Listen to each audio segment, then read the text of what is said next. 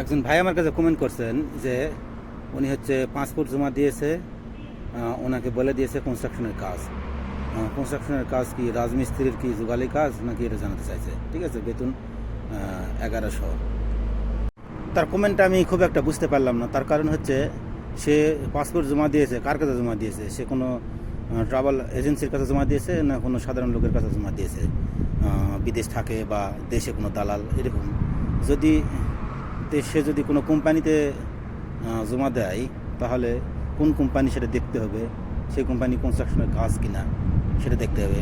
উনি মুখে বললেই হবে না যে কনস্ট্রাকশনের কাজ। কনস্ট্রাকশনের কাজ বলতে কি? আপনি কনস্ট্রাকশনের কাজ বলতে বিল্ডিং কনস্ট্রাকশনের যে কোনো কাজ বোঝায়। আপনার রাজের কাজ বলেন, কারেন্টের কাজ বলেন, টাইলসের কাজ বলেন, রঙের কাজ, প্লাস্টারের কাজ, বিল্ডিং তৈরি করার কাজ, যা আছে এক কথায় বিল্ডিং কনস্ট্রাকশনের কাজ সম্পূর্ণ কাজকে বলে। তো এর ভিতরে কোম্পানি আছে।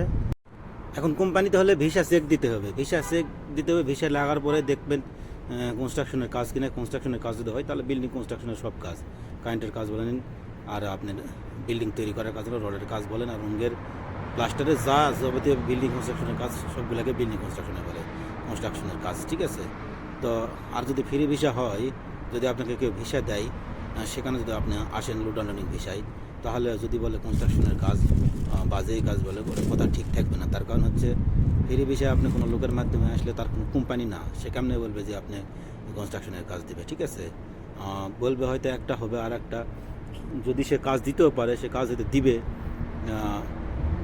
দেওয়ার হয়তো একটা বলছে আর একটা হবে হয়তো, বা 1 মাস হলে এটা আর 1 মাস এটা এরকম হয়। ঠিক আছে, বিশেষ করে মানুষ ফ্রি ভিসার লোক নিয়ে আসলে মানুষ বিভিন্ন হোটেলে বা বিভিন্ন এই জায়গায় মাসিক বেতনে ঢুকে যায়।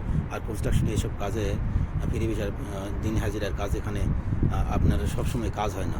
তো এই জন্য বেশিরভাগ মানুষ আসে হচ্ছে আপনার কোম্পানিতে। ঠিক আছে, কোম্পানিতে যদি আপনি আসেন 1100 রিয়াল বেতন, তাহলে ঠিক আছে যদি কথা ঠিক থাকে। কিন্তু আসলে আপনি ভিসা লাগার পরে আপনি বুঝতে পারবেন যে আসলে কনস্ট্রাকশন বলছে সেটা আসলে ঠিক আছে কি না। ঠিক আছে, কনস্ট্রাকশন কাজের কোম্পানি ভালো যদি হয়, আশা করি বুঝাতে পারছি। তো আসলে দেখেন আপনারা দর্শক, আপনারা দেখেন যতই শিক্ষিত হোক ছেলে, যে কমেন্ট করছে সে বলছে যে সে ইন্টার পাস, অথচ বিদেশের এইরকম বিষয়ে ধারণা নাই। ঠিক আছে, যতই শিক্ষিত বা যেটাই হোক, বিদেশে না আসা পর্যন্ত বিদেশ সম্পর্কে ধারণা হয় না। ঠিক আছে, তো উনি হয়তো ধারণা করছে যে কনস্ট্রাকশন বলতে রাজমিস্ত্রির জোগাড়ি না। কনস্ট্রাকশন কাজ যে কোনোটাই হতে পারে, বিল্ডিংয়ের আপনার কারেন্টের কাজ হতে পারে বা যে কোনো কাজ হতে পারে, সবই কনস্ট্রাকশনের কাজ। তো এই হচ্ছে আসল বিষয়। তো মেন কথা হচ্ছে আসলে কাজে লাগাটাই হচ্ছে আসল কথা। ঠিক আছে, মানে কথা বলার পরে কথাটা ঠিক থাকলো কিনা এটাই হলো আসল কথা। তো আমি বুঝতে পারিনি আপনার হয়তো ভিসা কি, আপনি ফ্রি ভিসা আসতেছেন না কোম্পানি আসতেছেন, এটা আমি বুঝতে পারিনি। আপনি কমেন্ট করছেন শুধু পাসপোর্ট জমা দিয়েছি, আপনি কোনো এজেন্সির কাছে দিচ্ছেন না কোনো লোকের কাছে দিচ্ছেন সেটা আমি জানি না। তো বিশেষ করে আপনি একটা জিনিস সবসময় মাথায় রাখবেন, সেটা হচ্ছে আপনি আগে চেষ্টা করবেন আপনি কোনো কোম্পানি ভিসাতে আসায়। ঠিক আছে, কনস্ট্রাকশন হোক আর যে কোনো কোম্পানি হোক, ভালো কোনো কোম্পানিতে ভিসায় আসবেন। তবে সৌদি আরবের কয়েকটা কোম্পানি, ভালো ভালো কোম্পানির সম্বন্ধে আপনি ইউটিউবে সার্চ দিবেন, আমার চ্যানেলেও দেওয়া আছে। সার্চ দেওয়ার পরে দেখবেন, দেখার পরে ওইসব কোম্পানি সম্বন্ধে যাচাই করবেন, যাচাই করার পরে এরপরে ওই কোম্পানিতে হয়তো ভিসা লাগালে আসতে পারবেন।